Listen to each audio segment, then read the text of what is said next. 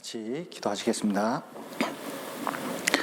사랑과 은혜가 풍성하신 하나님 아버지, 죄 가운데 있었던 저희를 주님의 피로 구원하시고 또 주님의 몸된 교회 가운데서 주의 복음 전할 수 있도록 도와주심 감사드립니다. 내일 모레부터 있는 대전도 집회 함께 해주시고 또 우리를 통해서 많은 분들이 구원함을 얻을 수 있도록 도와주시옵소서.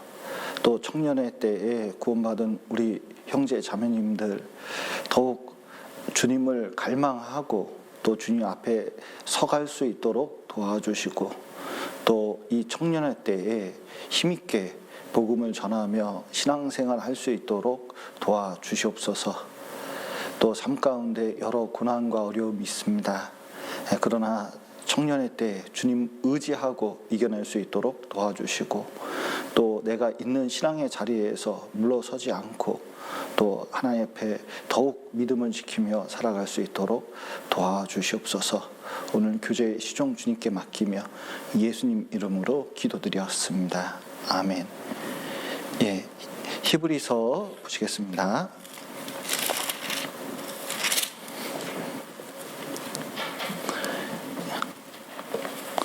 히브리서 11장 35절부터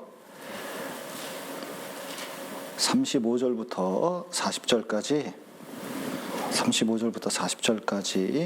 제가 천천히 읽어드리겠습니다.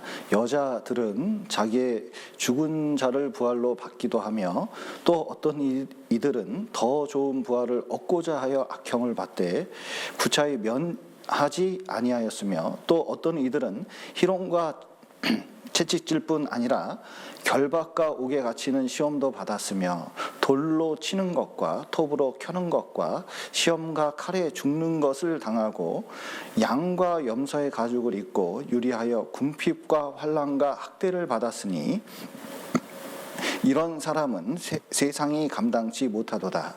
저희가 광야와 산중과 암열과 토굴에 유리하였느니라.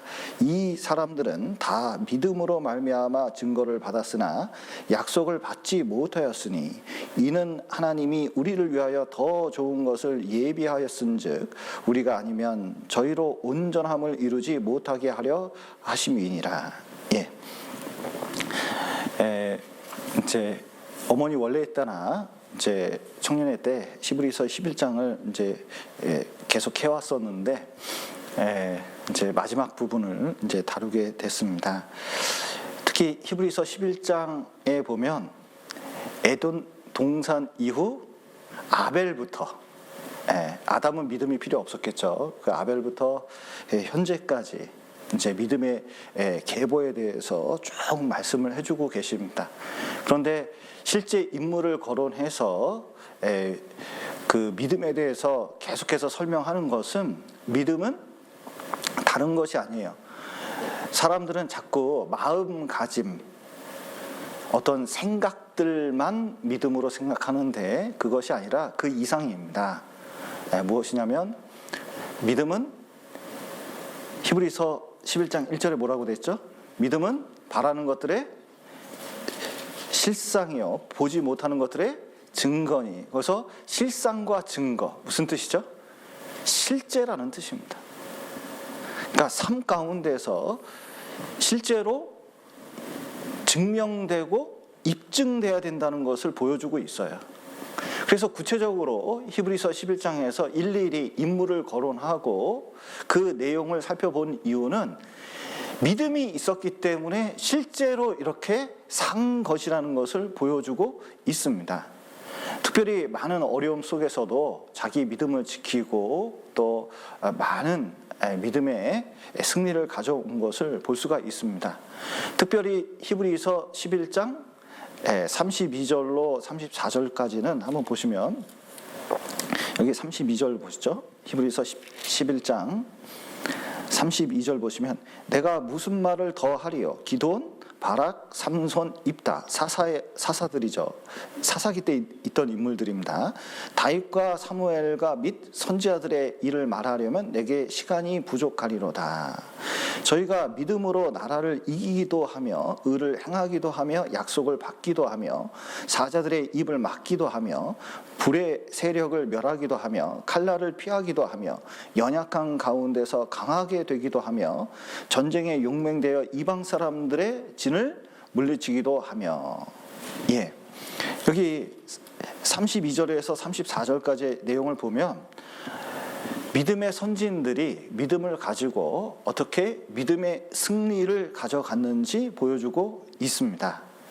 특별히 여기 보시면 33절에 저희가 믿음으로 나라를 이기기도 했죠. 그래서 여호수아부터 여기 역대 상하까지 믿음으로 어떻게 나라들을 이겼는지 자세히 설명하고 있습니다. 또 의를 행하기도 했어요. 제가 이제 시간이 가면서 이렇게 이제 보니까 여기 나라도 하나님을 믿냐 안 믿느냐가 좀 차이가 난다는 것을 점점 알게 됐습니다. 그리고 또 세상 사람들도 하나님을 믿냐 안 믿냐, 그리고 또 구원 받았냐 안 받았느냐가 큰 차이가 난다는 것을 점점 알게 됩니다. 왜냐하면 이상하게 하나님을 알고 구원을 받고 그러잖아요. 그러면은 자꾸 다른 사람을 생각하는 게 있습니다. 그래서 어떻게 해서든 이게 공평하게 해야 된다는 마음가짐이 있어요. 그런데 어떻게 해야 공평이 이루어지죠? 의가 이루어집니까? 의가 어떻게 이루어질까요? 자, 여기 이제 우리가 의 쓰잖아요. 그러니까 공평을 교회에서도 얘기할 때가 있거든요. 뭘 공평하게 나눠야 되는데 어떻게 하면은 공평하게 나눌 수가 있을까요?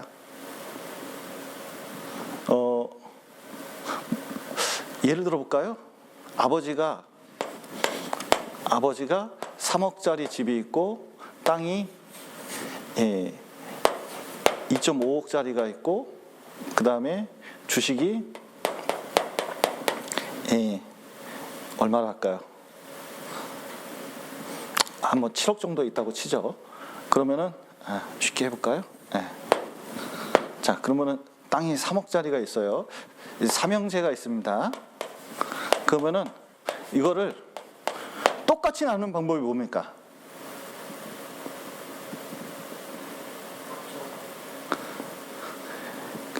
단순한 분이에요. 왜냐하면 집값이 오를지 주식이 오를지 땅값이 오를지 모르잖아요. 근데 나눌 때 이걸 다 매각해가지고 현금화해서 딱 나누기를 원치 않습니다. 자식들이 그래요. 쌈박하게 나누면 좋겠지만 그렇지가 않아요. 그러면 삼형제 중에 첫째, 둘째, 셋째가 있는데 하나는 집을 좋아해. 집이 오를 것 같아. 하나는 주식이 오를 것 같아. 그럼 어떻게 나누면 좋을까요? 이거 나누는 법이 있어요. 이거 계산해야 됩니다. 그러니까 서로 평균값에다가 가산점을 서로 이렇게 줘가지고요. 나중에 합쳐서 이 수학 공식이 따로 있어요. 이거 얼마나 어려운지 몰라요. 그러니까 이것만 봐도 우리 생각에 n분의 1이 공평이 아니에요. 그런데 거기에 사람 욕심이나 생각이 들어가 있기 때문에 그렇죠. 근데 세상은 이런 식으로 나눕니다. 근데 하나님은 어떻게 나누죠? 십자가입니다. 그러니까 뭐냐면, 자 보세요. 자기 돈을 내요. 더. 나누는데 더 많아지는 거예요. 이게 식비가 있습니다. 근데 식비가 있는데 여러분 오늘 저녁 식사 하는데 도시락이 하나 5,000원이에요. 그러면은 이제 나눠야 됩니다. 그러면 얼마씩 내는 게 좋겠어요? 그 5,000원씩 내면 되잖아요. 그런데 내가 더 맛있는 거 먹자고 돈을 더 내요. 그러면 더 좋은 걸 누가 덜 내고 누가 많이 내서 더 좋게 만들잖아요. 교회의 일이라는 게 그렇다는 겁니다. 왜냐하면 구원을 받고 하나님의 뜻을 알면 하나님의 십자가를 내어줬잖아요. 내어줄 때 의가 이루어진다는 것을 아는 거예요. 그러니까 복지제도가 이 나라에서 생기는 겁니다. 그래서 실제로 많은 사람이 자꾸 n분의 1이 의라고 생각하니까 성경의 의가 무엇인지 모르는 경우가 많아요. 그런데 성경을 깨닫고 나면 그걸 알게 됩니다. 그러니까 의를 행하는 거예요. 왕이 좀 더 내놓으면 백성들이 편안하게 사는 거잖아요. 근데 왕이, 예를 들어서 시장님이 뭔가 돈을 먹으려고 그러면 어떻게 돼요? 정읍시민이 어려운 거고, 시장이 자기 걸 좀 손해보더라도 시민이 좋아야 된다 하고 이게 정책을 사용하면 시민이 좋은 거예요. 그래서 성경을 알게 되면 이 의를 행하게 되어 있습니다. 또 다시 보시죠. 33절, 저희가 믿음으로 나라를 이기기도 하며 의를 행하기도 하며 약속을 받기도 하며, 그리스도에 관한 약속, 그리고 수많은 약속들이 있죠. 사자의 입을 막기도 하며, 다니엘이죠. 그리고 불의의 세력을 멸하기도 하며, 누구죠? 다니엘의 새 친구. 칼날을 피하기도 하며, 엘리야는 이세벨의 칼날을 피했습니다. 사울의 칼날은 너무나 집요하고 날카로웠지만 다윗은 결국 피했거든요. 또 연약한 가운데서 강하게 되기도 하며, 히스기야는 죽을 병에 걸렸지만 하나님이 나아주셨죠. 그리고 전쟁에 용맹되어 이방 사람들의 진을 물리치기도 했어요. 뭐 전쟁 이긴 것은 한두 번이 아니죠. 그리고 35절에 보면 여자들은 자기 죽은 자를 부활로 받기도 하며, 이것은 사실은 그 엘리야 때 사르밧 과부가 그 아들이 죽었는데 낳았잖아요. 죽었는데 다시 살았어요. 수넴 여인의 아들이 죽었는데 엘리사가 가서 살려준 적이 있잖아요. 근데 이것은 이제 여기서 부활로 이제 말씀을 하셨는데, 여러분 이거는 부활입니까? 소생입니까? 소생이야. 나중에 다시 늙으면 죽어요. 그런데 여기서 부활이라는 단어를 쓴 것은 그 다음을 강조하기 위해서 그렇습니다. 또 어떤 이들은 더 좋은 부활을 얻고자 하여 악형을 받되 구차히 면치 아니하였으며, 또 어떤 이들은 희롱과 책짓질 뿐 아니라 결박과 옥에 갇히는 시험도 받았으며, 돌로 치는 것과 톱으로 켜는 것과 시험과 칼에 죽는 것을 당하고, 양과 염소의 가죽을 입고 유리하여 궁핍과 환난과 학대를 받았으니. 여기 보시면 이제 히브리서 11장을 믿음장이라고 그러잖아요. 이 믿음의 하이라이트, 발음이 안 되네. 하이라이트가 여기에 있어요. 그런데 이름이 나와 있지 않습니다. 이름이 어떻게 되어 있냐면 36절에 보면, 아니 35절 중간에 보면 또 어떤 이들, 또 36절에 보면 또 어떤 이들, 그리고 39절에 보면 이 사람들이, 이렇게 이제 돼 있잖아요. 그러니까 정말 믿음의 가장 스포트라이트를 받는 사람들인데, 놀라운 것은 이름이 없어요. 그리고 진짜 이름 없는 자들이었고, 그리고 평범한 사람들이었습니다. 저는 구원받기 전까지 베드로나 바울의 이름을 거의 들어본 적이 없어요. 그리고 그 사람들이 그렇게 위대한 인물이라고, 아인슈타인보다, 뉴턴보다 위대한 인물이라고 생각해 본 적은 한 번도 없었습니다. 근데 구원을 받고 보니까 완전히 생각이 달라졌어요. 베드로, 바울 같은 사람이 얼마나 대단한 사람인지 알게 됐습니다. 근데 성경을 읽으면서 더 놀라게 된 게 있습니다. 예수님이, 자 보십시오. 세계 복음화를 해야 돼요. 팀을 딱 짤 때 이 예루살렘 안에 얼마나 똑똑한 사람들이 많이 있습니까? 먼저 뽑는다면, 자, 팀 구성해야 돼요. 12명 제자만 딱 일단은 팀을 꾸미려고 그래요. 그러면 여러분이 뽑는다면 어떤 사람을 뽑겠습니까? 여러분들이 만약에 구역장 조장을 한다면, 서울에서 구역장 조장을 한다 그러면, 구역이 강남에 있는 진짜 잘 사는 동네 구역장을 맡고 싶으셔요? 아니면 판자촌에 있는 동네의 구역장을 맡고 싶으셔요?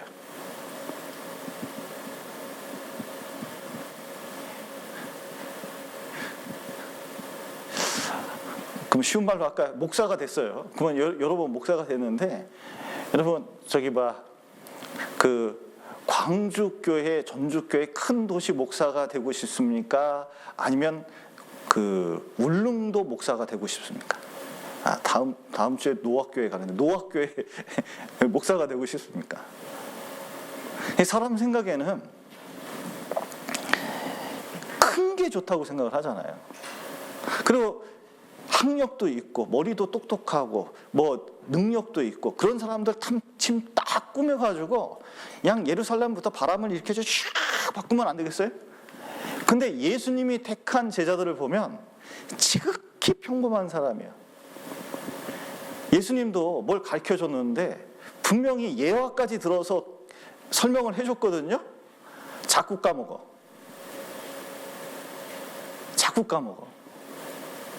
그리고 또 가르쳐줘야 돼요. 그 정도로 제자들 수준이 그랬습니다. 게다가 재산이 그렇게 많은 사람들이 아니에요. 많이 배운 사람들도 아닙니다. 지극히 평범하고 사건이 일어났을 때 도망치는 거 보면 우리와 같은 성정이 있는 사람들이라는 것을 알 수가 있습니다. 근데 이 사람들을 완전히 바꿔놨어요. 이 사람들만 바꿔놓은 게 아니에요. 전 세계 역사를 바꿔놨습니다. 완전히 뒤집어 엎어놨어요. 그런데 어떻게 이런 사람들이 이런 영향력을 이렇게 가질 수 있었을까요? 이렇게 평범한 사람들이. 다른 게 아닙니다. 믿음 때문에 그런 거예요. 우리도 마찬가지입니다. 우리도 좀 특별한 사람입니까? 평범한 사람입니까?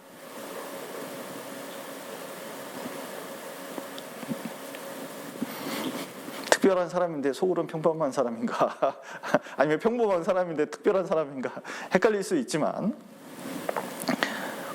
우리는 지극히 하나님 보시기에 평범한 사람이지만 우리에게도 뭐냐면 이렇게 믿음의 하이라이트를 받은 어떤 이들처럼 믿음을 가질 수 있다는 것을 여기서 보여주고 있습니다. 특별히 이들이 왜 믿음이 특별한가? 여러분, 믿음으로 말씀을 붙잡고 승리하는 것도 대단한 믿음입니다. 전쟁에 이기는 것도 대단한 믿음이에요. 그런데 여기서 35절부터 38절까지의 내용을 읽어보면 다 감당할 수 없는 극한의 불시험 속에서 믿음을 지켰기 때문에 그렇습니다. 좋을 때 지키는 거하고 나쁠 때 믿음을 지키는 거하고 어떤 게 더 나은 거죠? 나쁠 때 믿음을 지키는 게 훨씬 더 대단한 거예요. 그래서 특별히 죽음의 위기에 몰리고 또 목숨까지 그 가족의 생계까지 위협을 당할 때 그때 믿음을 지키는 것은 대단한 일이거든요. 그 내용을 구체적으로 좀 보면 앞에서 말한 거하고 다른 것들입니다. 여기 뭐 35절 중간부터 읽겠습니다. 또 어떤 이들은 더 좋은 부활을 얻고자 하여 악형을 받되 구차히 면치 아니하였으며, 악형이라는 게 이겁니다. 이 고문인데 여러분 때는 뭐 고문을 실제로 뉴스에서 안 봐서 우리 때는 이근한 씨가 이 고문한 사건이 굉장히 유명하거든요. 물고문. 그리고 이게 군사정권 때 고문당하는 이제 친구들이 좀 많이 있었습니다. 그때 당시에. 근데 얘기 들어보면 참 이 고문이라는 게 쉽지가 않아요. 그런데 로마 때 고문은 더 대단합니다. 일단은 사람의 힘줄을 팔다리를 끊어놔요. 움직이지 못하게. 그리고 대자로 북 같은 데 올려놓습니다. 그리고 어떻게 하냐면 북채 있잖아요. 북채 같은 거, 단단한 거 가지고 이 가운데를 계속 뼈가 으스러지고 장기가 파쇄될 때까지 계속 치는 게 악형이에요. 그런 고문 속에서 믿음을 저버리게 만드는 거예요. 특별히 폴리캅 같은 경우에는 하도 구원받고 동네 사람들한테 너무 잘하고 진짜 인격자라고 소문이 많이 났어요. 특별히 폴리캅을 존경한 로마 군이 있었는데 잡으러 와서 폴리캅에게 얘기합니다. 폴리캅 선생님, 제가 평소에 존경해 왔고 이런 끔찍한 일을 당하기 직전인데 제가 정말 살려주고 싶다고. 그런데 예수님만 좀 부인한다고 말 좀 해주라고. 그러면 내가 기꺼이 빼내서 살려드리겠다고 이렇게 얘기했습니다. 폴리카비 뭐라 그랬냐면, 평생 내 인생 가운데 하나님께서, 예수님께서 나를 부인한 적이 없는데, 나를 신신하게 이끌어 주셨는데 내가 그분을 어떻게 부인합니까? 아주 유명한 얘기를 했거든요. 실제 있었던 일입니다. 그들은 죽음이 닥쳐와도 구질구질하게 살려달라고 그러지 않았다는 거예요. 또 희롱을 당했습니다. 예레미야는 희롱을 많이 당했거든요. 그래도 그리스도인이라고, 여러분 우리가 전도하고 성경 한번 배우자 그러면 뭐 교단부터 물어보고 여러 가지 얘기하면서 때때로 모독적인 얘기를 들을 때도 있잖아요. 그래도 그런 거 개의치 않아요. 여기 채찍질, 결박, 옥에 갇히는 시험, 여러분 누가 생각납니까? 우리 주님께서 채찍질을 당하고 끌려가고 잠시 옥에 갇히시기도 했잖아요. 그리스도인들은 얼마나 많은 일을 당했는지 몰라요. 제가 런던에 갔을 때 박물관을 많이 방문했는데 재밌는 박물관이 있더라고요. 그 감옥 박물관이 있습니다. 온 세계 감옥을 거기다 다 갖다 놨어요. 그런데 과거에 로마 시대 때 있던 박물관 그 감옥을 궁금하잖아요. 이제 봤는데 정말 요만한 감옥인데 철장이 있고 착고에 매였는데 양손을 이렇게 철로 이렇게 묶습니다. 그리고 여기에 쇠구슬 큰 거를 달아놔요. 그리고 발 두 짝을 묶습니다. 또 철로 묶어놔요. 그리고 팔과 다리를 묶어놔요. 그래서 이런 자세로 있는 거예요. 그리고 기본적으로 쥐가 돌아다녀요. 근데 거기 설명을 들어보니까 죄수들이 쥐를 좋아했대요. 컴컴한 감옥에서 호롱불도 안 들어오는데 쥐가 있으면은 혹시 단백질 섭취가 될 수가 있으니까.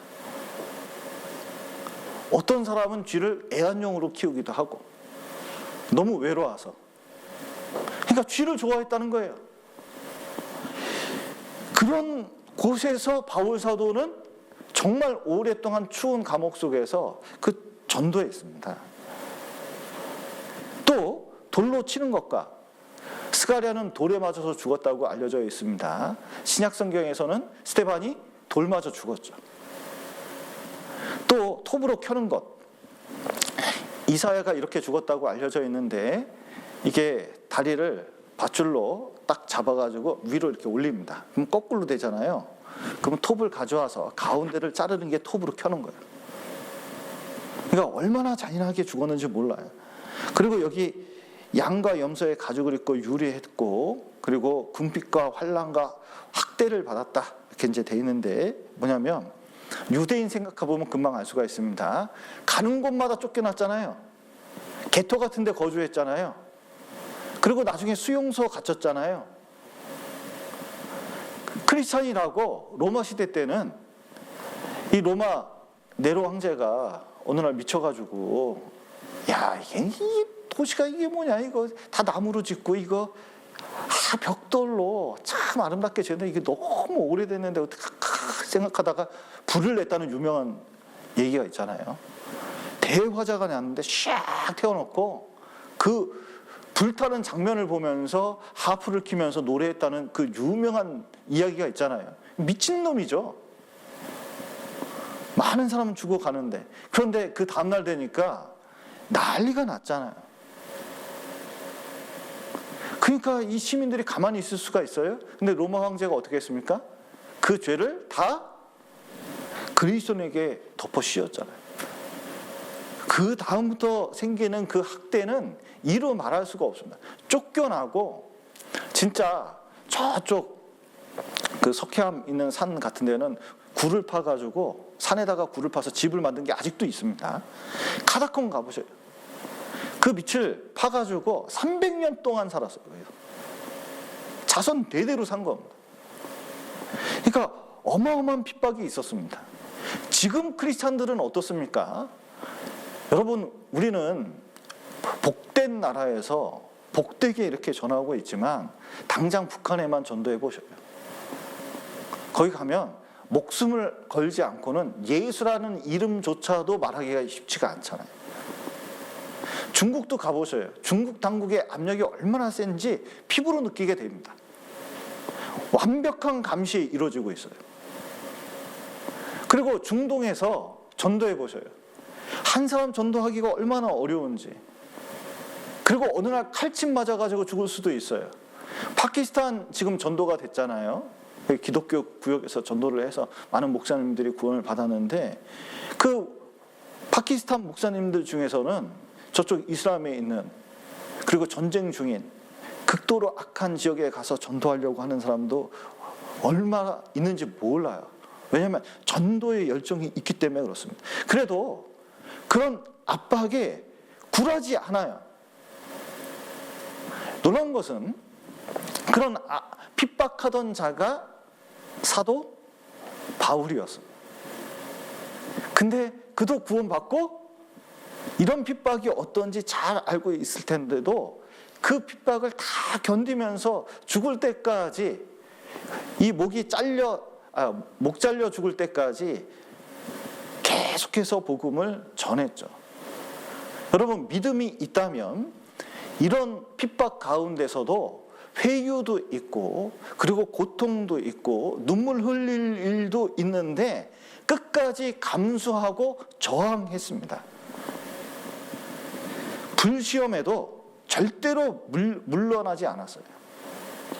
지금 히브리서 11장을 기록한 이유가 거기에 있죠. 여기 10장 보시죠.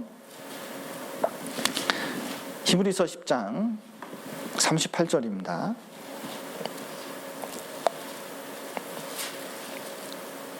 오직 나의 의인은 믿음으로 말미암아 살리라. 또한 뒤로 물러가면 내 마음이 저를 기뻐하지 아니하리라 하셨느니라. 우리는 뒤로 물러가 침륜에 빠질 자가 아니요 오직 영혼을 구원함에 이르는 믿음을 가진 자니라. 우리 믿음의 특징이 무엇이냐? 뒤로 물러가는 게 아니라는 거예요. 스페인 장군 하나가 멕시코를 침공했을 때 700명을 이끌고 들어갔습니다. 배 11척하고 도착하자마자 700명이 다 내렸습니다. 그리고 맨 처음 하늘이 배를 다 태워버렸어요. 그리고 이제 전진이지 뒤로 갈 수는 없다는 거예요. 승리 아니면 죽음을 달라는 겁니다. 갑옷이, 그리스도의 갑옷은 어떻게 생겼는지 아셔요? 앞에는 갑옷이 있는데 뒤는 없어요. 뒤로 물러갈 수가 없어요. 이걸 뭐라 그러죠? 배수진이라고 그러거든요. 여자 이름이 아닙니다. 진짜 물러나지 않고 아무리 핍박이 있어도 조금이라도 더 나가려고 그러는 거예요. 옛날에 저 아래쪽 지방, 항구 지방에 있는 자매님이 계셨습니다. 그런데 남편이 선원이거든요. 근데 이제 배 타고 외양 선원이었기 때문에 나가면 한참 있다 오는 거예요. 그런데 이제 옆집 자매님이 전도해가지고 말씀 듣고 구원을 받았어요. 얼마나 기뻐했는지 모릅니다. 근데 남편이 얼마나 무서운 사람인지 아는데 이제 배 타고 돌아왔어요. 그거 잘 해줬습니다. 일주일 동안 잘 했는데 또 배 타고 나간다는 거예요. 근데 마침 나가는 날부터, 월요일인데 나가는 날부터 성경 강연에 진짜 듣고 싶었던 그 목사님의 설교를 쭉 듣고 싶었는데 마침 그 전도 집회가 있는 거예요. 그래서 잘 됐다 싶어가지고 이제 얼른 남편 잘 보내주고 자기는 전도 집회에 갔습니다. 그래서 끝나고 집에 딱 왔더니 남편이 집에 있어요.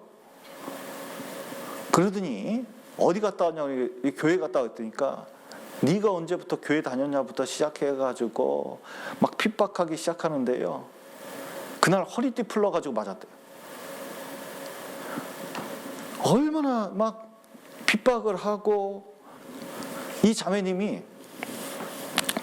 어떻게 하냐면 조모임에 이게 어느 날 선글라스 끼고 왔어요.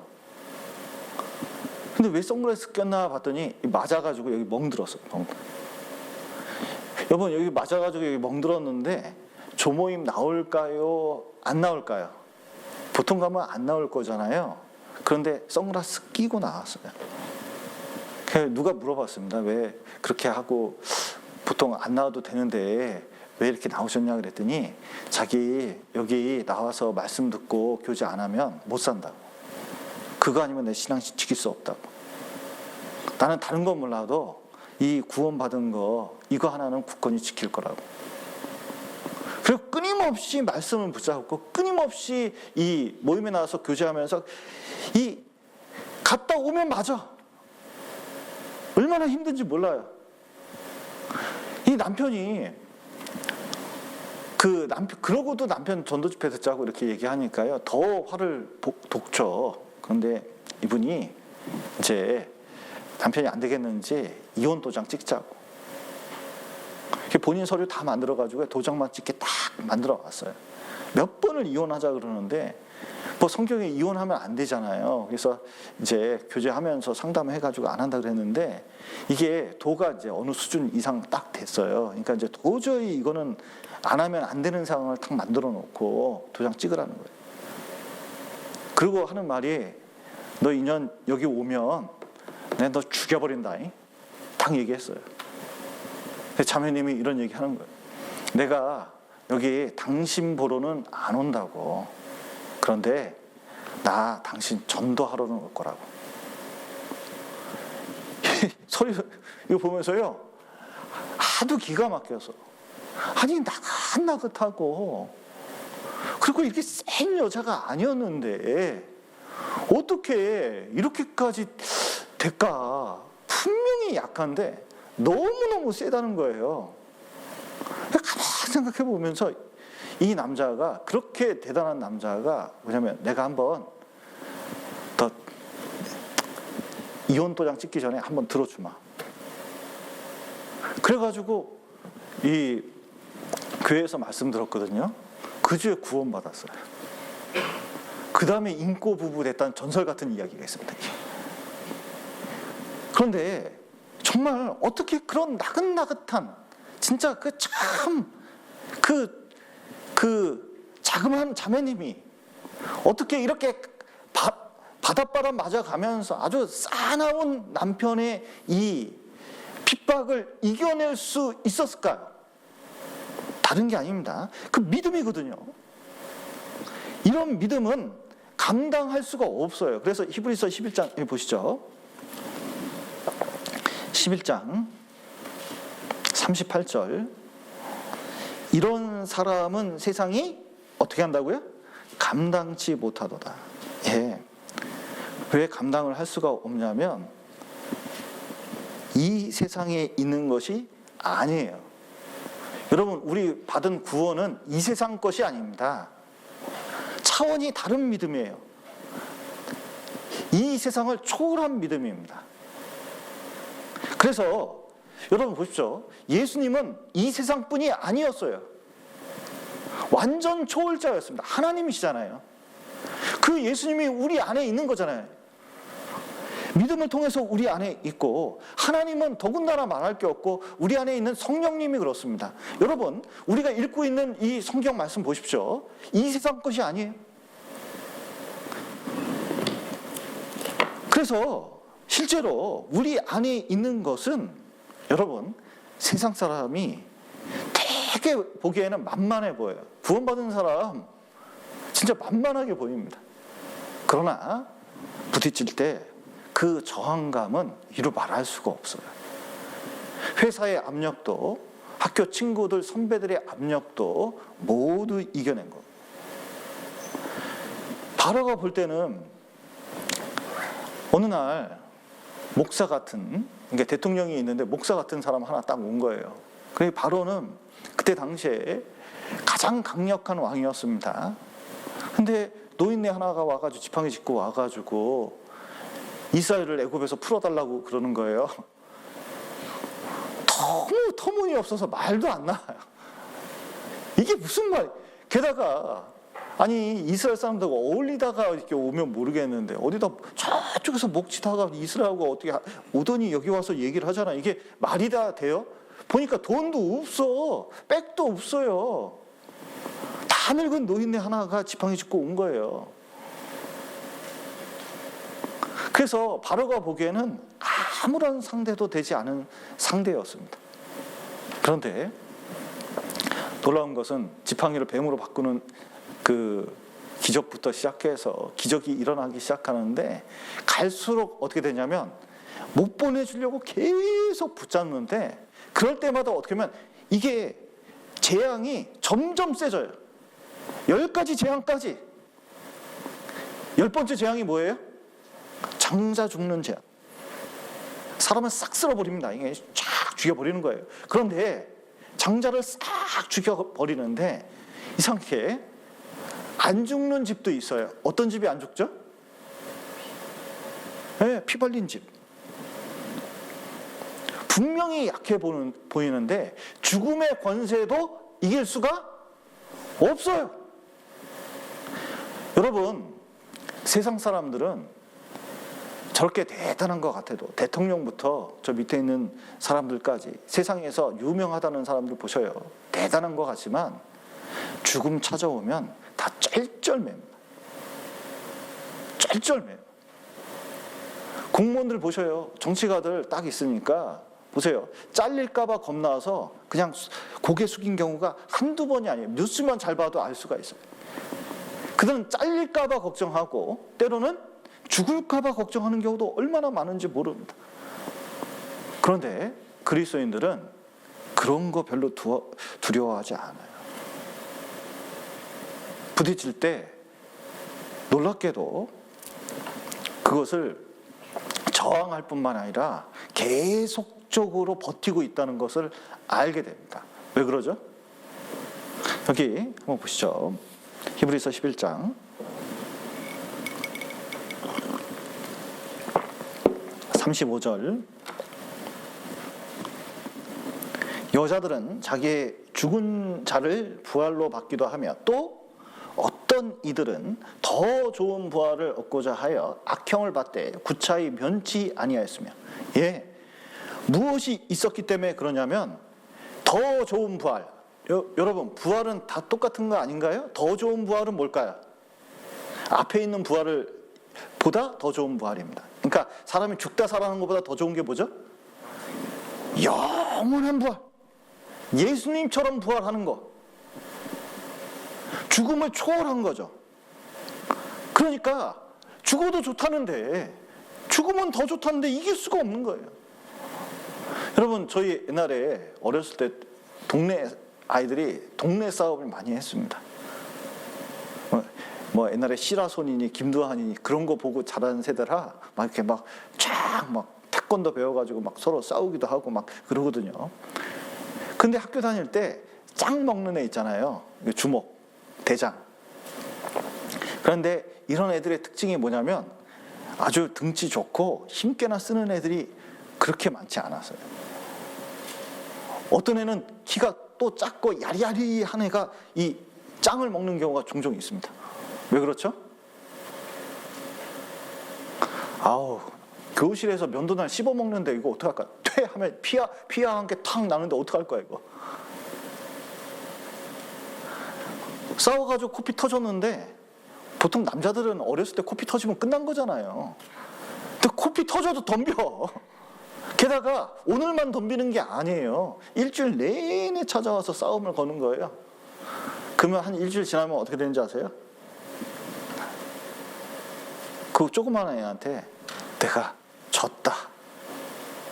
왜냐면 얘는 얻어 터져도 피나도 심지어 죽기를 각오하고 예리한 눈으로 쳐다보는데 그걸 어떻게 이길 거예요? 여러분, 그런데 그리스도인들은 그렇게 싸나운 눈짓을 안 해도 죽음을 초월하고 죽음을 각오한 사람들이기 때문에 이게 이길 수가 없어요. 그래서 로마 경기장에 양 가죽을 뒤집어 쓰고 그리고 거기서 사자밥이 되어가는 그 잔인한 사건에 자기를 내어주는데도 기도하면서 죽었잖아요. 찬양하면서 죽었잖아요. 그러니까 원형 경기장에서 로마 시민들이 그것을 잔인한 걸 좋아하던 그 사람들이 그걸 보고 재미가 없잖아요. 소리도 안 치는 그런 걸 뭐 어떻게 보겠어요. 그런데 죽어가는 모습 보니까 이게 너무 숭고한 거예요. 그 아무 생각이 없는 사람이 보더라도 이건 너무 숭고한 거예요. 저기 안에 뭐가 있지 않으면 이거 도저히 해석이 안 되는 거예요. 그러니까 어떡하냐? 그 보던 사람들도 마음이 변해서 관심을 갖게 되고 말씀을 듣고 구원받고 오히려 카타콤에 들어가서 사는 사람도 얼마나 많은지 모릅니다. 여러분, 우리가 이 세상이 감당치 못한 믿음, 이것을 갖는 이유가 무엇이냐면 이 부활이 있기 때문에 그렇거든요. 또 여러분, 이 핍박 속에서도, 이 어려움 속에서도 믿음을 지키는 그 이유가, 핍박이 잠시 잠깐 있으면 보통 견딥니다. 근데 오랜 핍박은 대부분 못 견뎌요.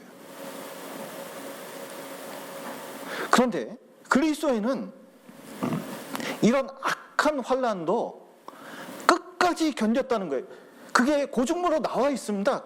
한번 무슨 선교 활동 이렇게 가면요, 좀 카다콤 같은데 그 산 꼭대기에 불 파놓고 산데 한번 가보셔요. 그런 데를 가봐야 돼요.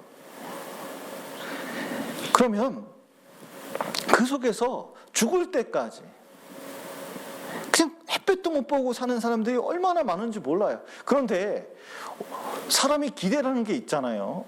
어느 날 좀 햇빛 좀 빨리 들었으면 좋겠다. 빨리 나갔으면 좋겠다. 좋은 시절 왔으면 좋겠다. 이런 생각을 가진 때가 얼마나 많이 있습니까? 그런데 이 사람들의 믿음이 얼마나 대단하냐면 그것을 잠잠히 견딜 뿐만 아니라 오히려 그 속에서 믿음이 더 좋아져요. 대단한 믿음들이에요. 왜 그렇게 견뎠을까? 모든 것이 합력해서 뭘 이뤄요? 선을 이룬다는 확고한 믿음이 있기 때문에 그렇습니다. 지금 신앙이요, 참 희한해요. 보통 사람들이 번영 신학이라고 보통 얘기를 하는데, 하나님 믿으면 잘 된다고 생각하는 거예요. 그래서 찬송가 중에 좀 마음에 잘 안 드는 찬송이 하나 있어요. 무슨 일을 만나든지, 그 다음에 어떻게 되죠? 만사 형통하리라. 여러분 최근에 구원받은 분도 있을 거고 구원받은 지 오래된 분도 있을 텐데, 신앙생활 이렇게 해보니까 무슨 일을 만나든지 만사 형통합니까? 만사 불통합니까? 좀 어떤 것 같으세요? 사실은 무슨 일을 만나든지 만사 고난 있으리라 이거예요. 신앙생활 가운데서 하나님께서는 반드시 시험을 허락하거든요. 고난을 허락하거든요. 우리의 믿음을 위해서 그걸 허락하거든요. 근데 그 고난이 때로는 불시험이에요. 때로는 감당하기 힘든 시험이 오랫동안 지속돼요. 그때 뭐라고 외칠 수 있냐면, 하나님이 계시다면 도대체 왜 이런 일이 우리에게 생겼습니까? 이런 질문을 안 해보겠습니까? 그런데 여러분, 그럴 때마다 항상 그 해답은, 이런 고난이 있는 이유는 어디서 찾으면 정답을 찾을 수 있을까요? 고난의 해법은 뭘까요? 다른 것이 아닙니다. 십자가요. 여러분, 예수님은 죄가 있습니까? 죄가 없습니까? 죄가 없어요. 아무 잘못도, 오히려 복음을 전하고 많은 그 병자들을 고쳐주셨습니다. 선행은 이루 말할 수가 없어요.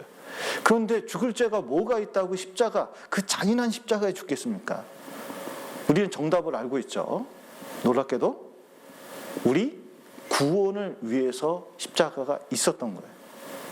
그런데 생각을 해보십시오.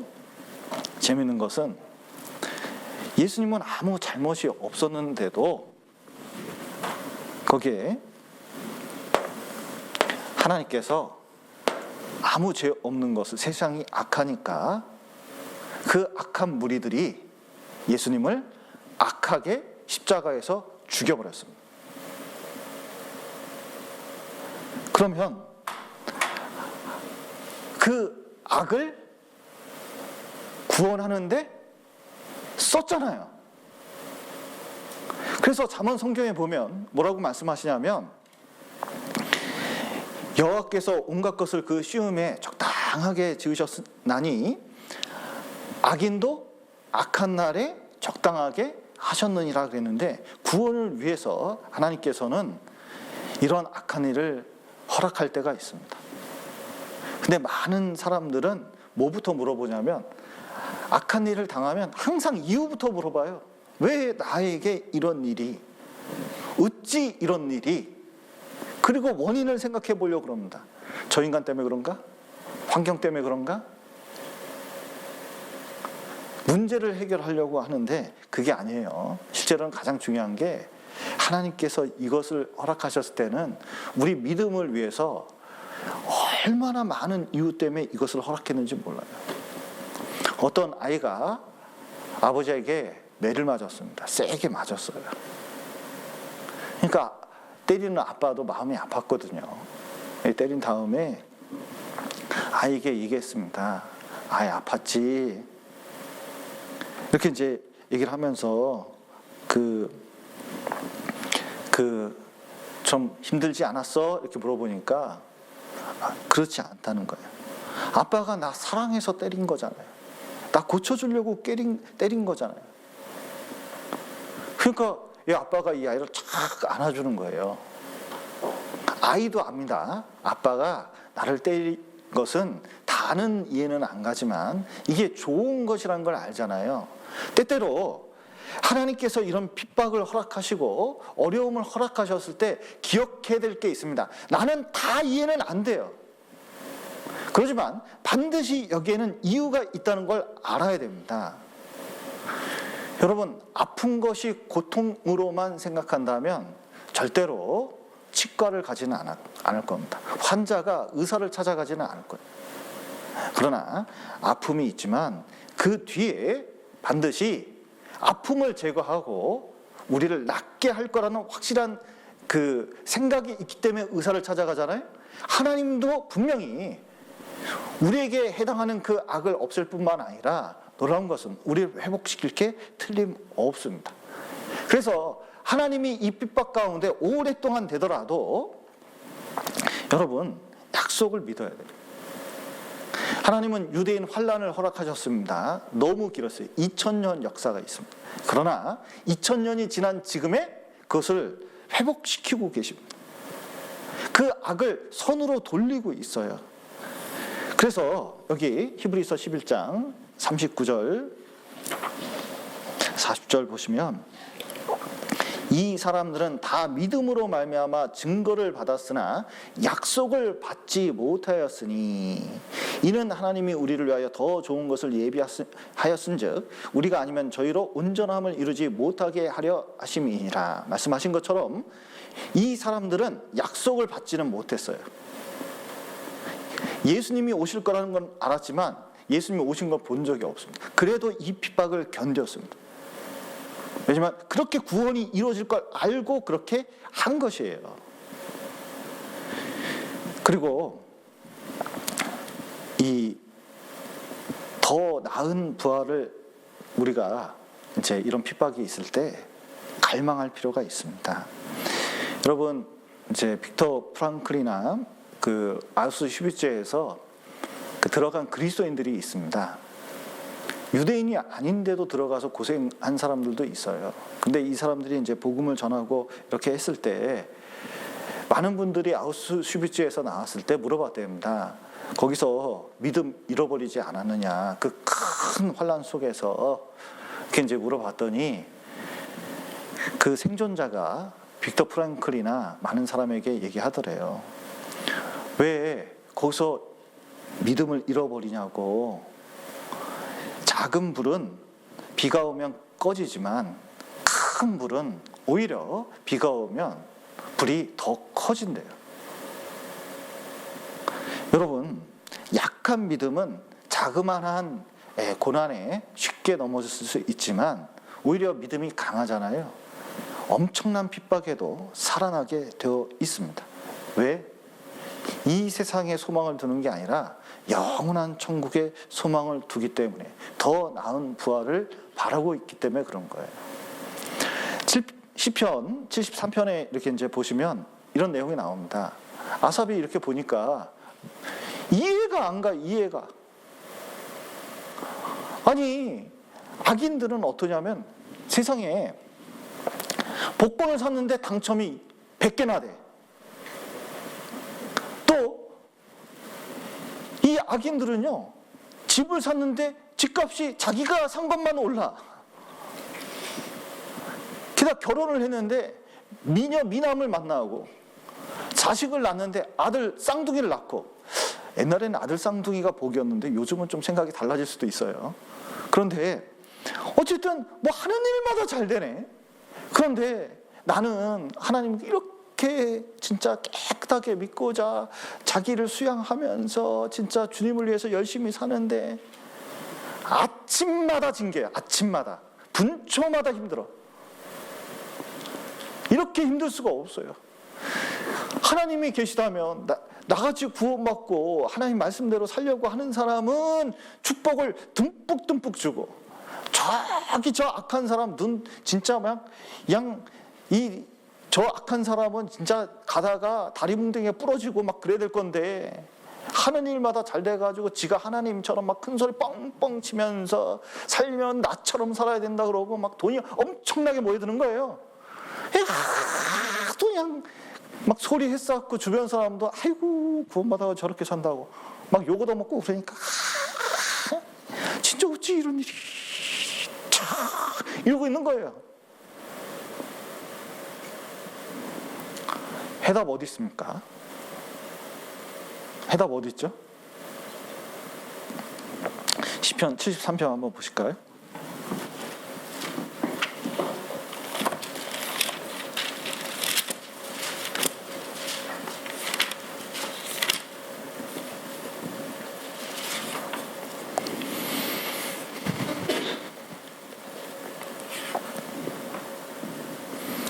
(73편)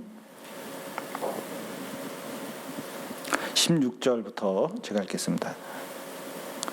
내가 어찌면 이를 알까 하여 생각한즉 내게 심히 곤란하더니 하나님의 성소에 들어갈 때에야 저희 결국을 내가 깨달았나이다. 주께서 참으로 저희를 미끄러운 곳에 두시며 파멸에 던지시니 저희가 어찌 그리 졸지에 황폐되었는가 놀람으로 전멸하였나이다. 주여, 사람이 깬 후에는 꿈을 무시한 같이 주께서 깨신 후에 저희 형상을 멸시하리이다. 예. 여기 이런 어려움을 당하고 곤란한 생각이 있었는데, 지금으로 말하면 교회 다 오고 말씀 배울 때 다 깨달았어요. 다 깨달았습니다. 뭘 깨달았죠? 알고 보니까 그 큰 소리 뻥뻥 치던 사람들이 알고 보니까 잔치집 돼지요. 소가 맨날 일하면서 참 이렇게 힘든 거예요. 근데 일하고 딱 들어오면 저기 돼지란 놈은 아침부터 저녁까지 먹기만 해요. 게다가 말도 얼마나 많은지 꿀꿀꿀꿀 하면서 막 돌아다니는 거예요. 얼마나 신나게 다니는지 몰라요. 근데 더 화나는 것은 요즘 일이 얼마나 많아졌는지 몰라요. 엄청나게 일이 많아졌어요. 왜 이렇게 일을 많이 시키는지 모르겠어요. 소가 입장에서 보니까. 근데 더 놀라운 것은 돼지는 더 많이 먹여. 그 돼지는 막 먹으면서 자랑하면서 나는 진짜 잘 먹고 피둥피둥 살찐다고 꿀꿀거리면서 있어요. 근데 어느 날 힘들게 일하고 집에 딱 들어왔더니, 외양간에 들어왔더니 요즘 돼지가 안 보이네. 그 꿀꿀거리던 돼지가 소리가 안 나요. 그래서 돼지가 왜 안 보이지? 그래서 옆에 있는 말한테 물어봤어요. 소 어디 갔냐, 돼지 어디 갔냐고. 너 몰랐어? 요즘 일 많이 늘었잖아. 주인집 아줌마가 주인집 어른이 잔치하느냐고 일 많이 해서 소출이 많으려고 일을 많이 한 거야. 그럼 돼지는 잔치집에 갔어. 뭘로? 고기로. 잔치집 돼지였던 거예요. 이게 여러분, 우리는 곧 죽어도 천성에 들어갈 사람, 더 좋은 부활을 맞이할 사람들이거든요. 그러니까 이런 핍박이 있을 때 더 좋은 걸 바라봐야 됩니다. 그리고 그 속에서 뭐가 좋아져요? 믿음이 훨씬 좋아져요. 왜 핍박 가운데 믿음이 좋아지죠? 고린도후서 한번 보시죠. 고린도후서. 여러분, 핍박을 나쁘게 생각할 필요가 없습니다. 어느 단체에 가든 반드시 언젠가는 핍박이 있을 수 있거든요. 그런데 여기 한번 보시죠. 8절 9절입니다. 형제들아, 우리가 아시아에서 당한 환난을 너희가 알지 못하기를 원치 아니하노니 힘에 지나도록 심한 고생을 받아 살 소망까지 끊어지고 우리 마음에 사형 선고를 받은 줄 알았으니 이는 우리로 자기를 의뢰하지 말고 오직 죽은 자를 다시 살리시는 하나님만 의뢰하게 하심이라. 예. 여러분 보십시오. 정말 바울 사도는 사형 선고 알죠? 요즘은 의사가 보니까 한 6개월 정도 사시겠네요. 이게 사형 선고예요. 그러면 이게 형제 자매님들께서도 이제 그런 말을 듣고 사시는 거 보면 하루하루가 죽음을 향해서 가는 것이 이렇게 곁에서 보게 됩니다. 그러면 어떻게 되냐? 이제 살 소망을 끊어버리고 점점 뭘 끊어버리고 진짜 어떻게 되냐면 간절한 마음으로 부활을 소망해요. 그리고 의지할 거 없어요. 이제 뭐 자식이든 아내든 뭐 필요 없어요. 하나님만 딱 보게 되는 거예요. 바울 사도는 똑똑한 사람이었습니다. 진짜 요즘으로 말하면 하버드 출신. 그 다음에 또 자기 로마 시민권이 있었잖아요. 그런데 결정적인 게 이거예요. 로마 시민권은 써본 적이 없거든요. 자기 지식이 있지만 그 지식 가지고 전도한 것도 아니었거든요. 그런데 이 정도 전도하면요, 이런 거 있습니다. 내가 주를 위해서 어떻게 희생했는데 이 정도 희생했으면 좀 하나님께서 알아서 도와줘야 되지 않나, 이런 마음이 생길 수 있거든요. 그런데 죽음의 순간이 딱 오니까요, 자기가 기대했던 그것조차도 기대할 게 아니에요. 그건 알고 보니까 자기 공로 의지한 거지 하나님 의지한 게 아니에요. 진짜 핍박도 사형 선고 당할 만큼 큰 핍박을 당하잖아요. 다른 거 필요 없어요. 하나님만 보이게 되는 거예요. 하나님만 보이고 하나님만 의뢰하게 되는 거, 이게 뭐냐면 진짜 믿음이거든요. 그래서 히브리서 11장에 있는 이 사람들이 진짜 그런 상태였기 때문에 하나님께서 정말 귀하게 생각하는 겁니다. 또 이런 핍박이 있을 때 이들이 참 우리 막 눈물 흘리며 막 괴롭다고 외치면서 있었던 게 아니에요. 여기 사도행전 5장을 보시겠습니다. 이들의 믿음이 참 대단하다는 게 사도행전 5장 40절입니다. 5장 40절부터 제가 읽겠습니다. 저희가 옳게 여겨 사도들을 불러들여 채찍질하며 예수의 이름으로 말하는 것을 금하고 놓으니 사도들은 그 이름을 위하여 능욕받는 일에 합당한 자로 여기심을 기뻐하면서 공회 앞을 떠나니라. 저희가 날마다 성전에 있든지 집에 있든지 예수는 그리스도라 가르치기와 전도하기를 쉬지 아니하니라. 예. 제가 이제 중고등학교 때 그 서시를 배우잖아요. 윤동주 시인의 서시, 그 표첩1번이 여기 있지 않습니까? 근데 이제 이 서시를 이렇게 읽어보면 그 마음이 전해지잖아요. 잎새 있는 바람에도 괴로웠다고 이렇게 이제 얘기하는데 그 괴로움이 뭐죠? 독립운동 일제시대 때 하는데 친구들이 하나둘씩 잡혀가는 거예요. 아는 지인이. 자기는 대학생이라 인텔리 중에 인텔리거든요. 근데 국가의 상황을 알아요. 나라 독립하기 위해서 죽어가는 사람들이 있는데 나는 일본에 와서 공부해가지고 유학해서 나 진짜 그 입신양명을 위해서 이렇게 사는 게 맞냐? 그러니까 잎새 있는 이렇게 싹 바람만 불어도요, 이런 소용돌이 속에서 내가 이렇게 사는 게 많을까? 여러분, 옛날 독립운동가들은 감옥 갔다 오는 게 훈장입니다. 안 갔다 오면 부끄러운 거였어요. 옛날에는 진짜 수치심이 무엇인지 알았습니다. 그런데 이 윤동주 시인이 그렇게 하다가 결국 감옥 들어갔잖아요. 감옥에서 죽은 걸로 알려지고 있는데 그거 그렇게 나쁘게 생각하지 않았어요. 그런데 베드로는 복음 전하면서 예수님이 죽었던 그 자리에 섰거든요. 형벌받던 그 자리에 섰습니다. 그리고 대제사장들이 너 전하지 마.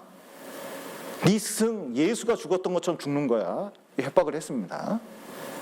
그런데 오히려 그런 협박이 자기한테 영광이 돼요. 왜냐하면 예수님처럼 죽을 수 있는 기회, 예수님처럼 복음 전하다가 살 수 있는 기회가 되는 거예요. 예수님처럼 부활할 수 있는 기회가 생겼어요. 예수님처럼 영광받을 수 있는 기회가 생긴 거예요. 그러니까 능력받는 일에 합당한 자로 여기면서요, 뭐냐면 오히려 핍박 가운데서도 신나게 복음 전했어요. 유명한 사건 아닙니까? 그리고 베드로는 어떻게 했어요? 나중에 그 유명한 코바디스라는 영화가 있잖아요. 로마 박해가 있으니까 로마에서 이렇게 나가는 베드로가 복음 전하다 나가는데 누가 이렇게 들어가는 거예요. 근데 보니까 주님이네. 그래서 코바디스 도미네, 주여 어디로 가시나이까?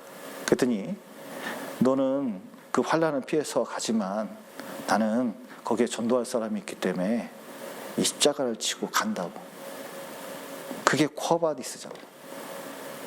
여러분, 우리는 이게 복음 전하면서 그 핍박 가운데서 이 복음이 전해지고 우리가 그 믿음을 가진 사람들입니다. 그래서 너무 세상에 굴복할 필요 없어요. 이 신앙을 핍박이 있다고 단단하게 지킬 필요가 있습니다. 어떤 핍박에도 견뎌온 게 이 믿음이거든요. 그 어떤 이들의 믿음이 우리까지 전해져 온 겁니다. 여러분, 에릭 리들이라는 그 불의 전차라는 영화가 있거든요. 한번 아카데미도 수상을 했기 때문에 유명한 영화지만 사람들이 제일 안 보는 영화 중에 하나예요. 보면 이해가 안 가고 재미가 없어요. 달리기만 주구장창해요. 근데 아버지가 목사하고 이 리들은 자기는 당연히 성직자로 클 거라고 했는데 달리기를 하나님이 능력을 주셔서 너무 잘 달려. 100m 기록자예요. 세계 기록 보유자예요. 올림픽에 나갔습니다. 영국 대표로. 그랬는데 세상에 무조건 출전하는 금메달이라고 영국에서는 너무 기대하고 있었는데 100m 달리기가 일요일 날 해요. 교회 가야 되는 날이네. 그래서 에릭 리들이 안 나간다고 선언을 했더니 난리가 났어요. 영국이 뒤집혀 버렸습니다. 그리고 한 번도 뛰지 않았던 400m 나가겠다고 결정을 했어요.